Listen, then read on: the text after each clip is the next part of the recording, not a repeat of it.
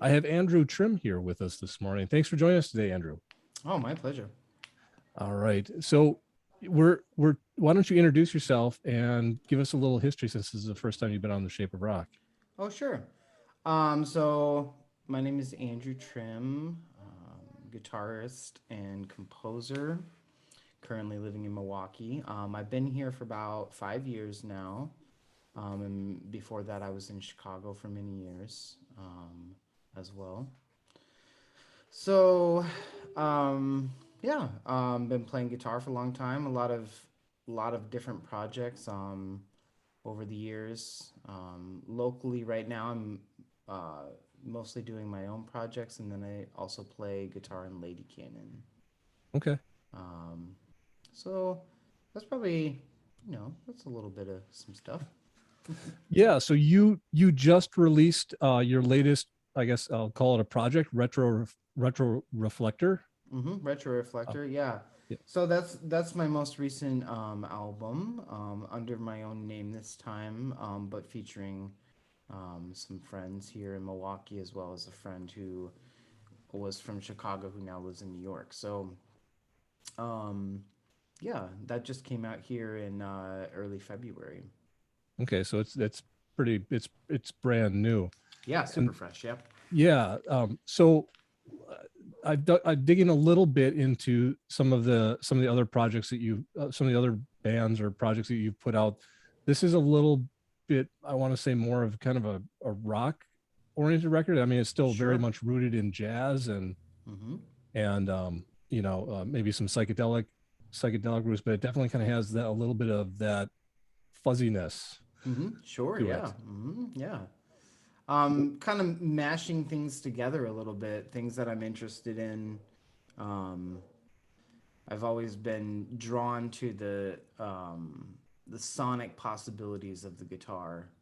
Okay. Um, and I, of course, also just grew up listening to and playing rock music also. So even though I studied jazz and spent, a lot of time digging into like the specific history of it, and learning to play all of that kind of material, um, I was very interested also in continuing to explore my interest in the sonic possibilities of the guitar. So, um, kind of mashing it all together a little bit, compositional devices, forms, improvisational approaches that come definitely from the jazz tradition.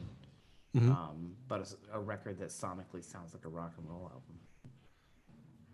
Yeah, and is how long have you played with the other artists on this record? So Barry Clark, who lives here, he plays in Field Report and Lady Cannon also, and then Nick Lang, who's about town playing drums for lots of people also. The three of us started playing a regular gig. This was before COVID hit, Okay. where we were playing monthly over here on my side of town over at this place called Venture. So we had like a regular series going where we would play monthly and perform, and kind of that's a lot of where I developed this material with them. Um, and then we recorded it, and then a lot of the synth and keyboard stuff was added after the fact by my friend Dan. And we worked together in the studio to do that. But Dan and I had played together before in Okay. Chicago previously. So So when you're composing or writing, I guess as a composer and a writer, you there's probably a lot of different ways that you come across and kind of put music together. Was this kind of put together in the idea of being of a band format? yeah, I mean, when I write, I generally am thinking about um, a whole band performing together. Okay. Um, sometimes, sometimes I feel like it's also specific to the players too. I'll be writing with particular people in mind, Okay.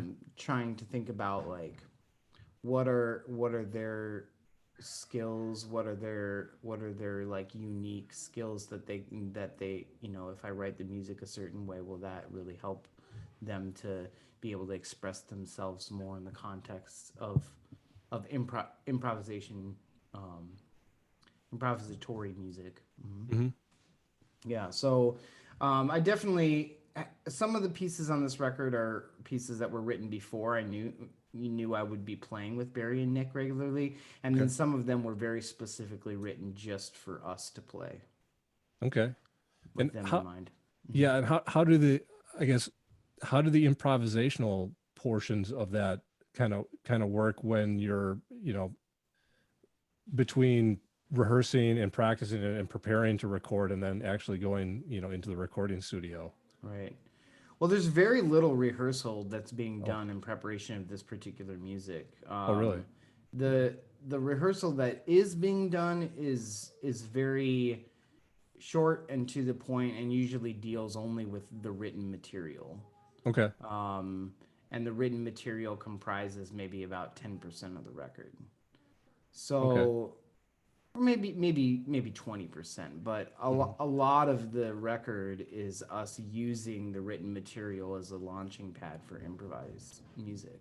Okay. And even if it doesn't sound like it's being improvised, it often is sometimes in the context of this band. So um, it's more about playing regularly and building rapport with each other about how we go about improvising together. And a lot of these songs are much shorter on the record than they were whenever we would play them live. Like something that might be like 5 to 7 minutes on the record could be anywhere from like 12 to 20 minutes if we were to perform the same piece. So Um, yeah, so is kind of, is that difference between the length of a performance piece rather than the length of a recorded piece, was that on purpose or um yeah, I didn't want the record to be too long. right, okay.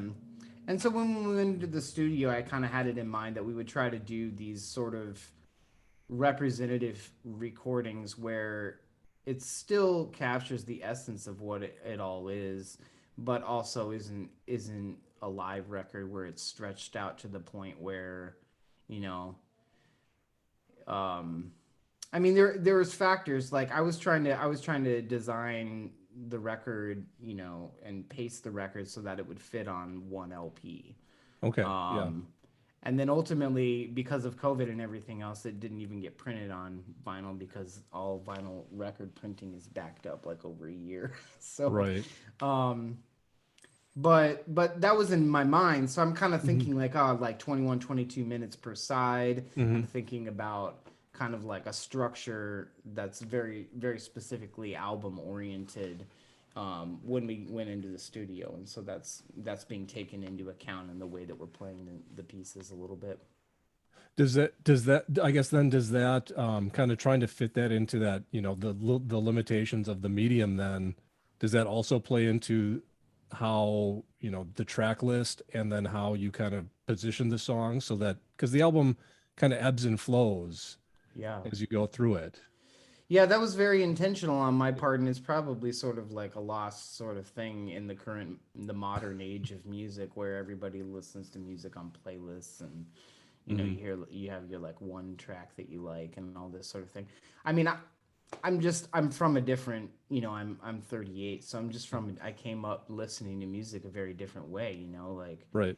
I listened to vinyl records first. That was my first exposure to music, and then cassettes, and having music be sequenced that way, Hmm. um, and the full album experience, um, and trying to cultivate something where it does feel like you're going into a space, and then you can live in that space, and it doesn't jump around too much on you. You're kind of entering into a little bit of a world, and you can be there for a while. That was kind of a goal. Yeah, and that kind of leads into one of the other questions. Like as you were putting this material together, Mm-hmm. you were mentioning that with it being mostly majority of improvisational, you're setting basically just launching points. Mm-hmm. But when you're doing that, it sounds like you definitely had there are thematic. The album sounds extremely cohesive, Oh, thank which you. which is That's really nice. very sounds intentional. Mm-hmm. And do you talk? I guess then do you talk to the other members of the group about the thematic themes in the throughout the album, and kind of where how you want it to how it's both how it sounds together? Yeah, a little bit. I think a little bit. But also something about this type of playing and this kind of music that is really important to me is that sometimes the less you have to talk about it, the better it is. Okay. So, um, the choosing of the particular people to play it is really important, I think, because you want people that can come to it with an open mind and bring what they do to it without necessarily second guessing themselves in any way, just to be Hmm. free. Um, and then trying to like sort of lead with sound, you know. Hmm. The music is very um, guitar driven in some ways, but it's also in the songs, the way they're composed, and in the sonic kind of realm of the way that the guitar is being played. Like I'm sort of trying to lead everybody through this sort of space, and as long as everybody's really listening Hmm. and confident in their what they're bringing to that space, then everybody ends up just being in the same world together. Right. um, and that's ultimately the goal, because if you talk about it a lot, then it makes it a lot more difficult to get there for whatever reason. Okay, yeah, I could see how talking about then kind of takes some of that improvisational aspect out of it, and maybe takes people out of the moment Yeah. because they're expecting something to happen rather than just going with the going with the flow. And Right.